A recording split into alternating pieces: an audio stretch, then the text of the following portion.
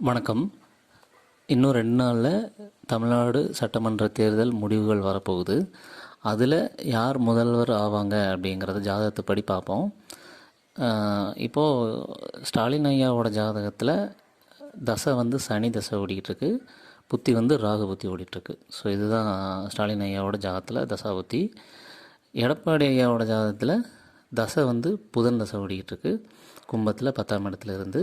புத்தி சுக்கிர புத்தி ஓடிட்டுருக்கு, 11ஆம் இடத்துல உச்சமாகி சுக்கிர புத்தி ஓடிட்டுருக்கு. ஓகே, இப்போ இதில் யார் அதிகமாக ஜெயிக்கிறதுக்கு வாய்ப்பு அதிகம் அப்படின்னா ஸ்டாலின் ஐயா தான்.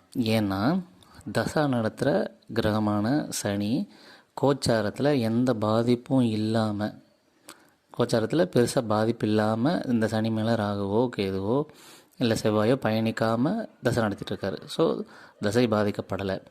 அதே போல் புத்தியுமே பெருசாக பாதிக்கப்படலை. ராகு, இந்த ராகு மேலே எந்த ஒரு நெகட்டிவ் கிரகமும் பயணிக்கலை. சனியோ செவ்வாயோ சூரியனோ வேறு எந்த நெகட்டிவும் பயணிக்கலை. ஸோ அதனால் தசா புத்தி ஸ்மூத்தாக நடந்துகிட்ருக்கு ஸ்டாலின் ஐயாவுக்கு.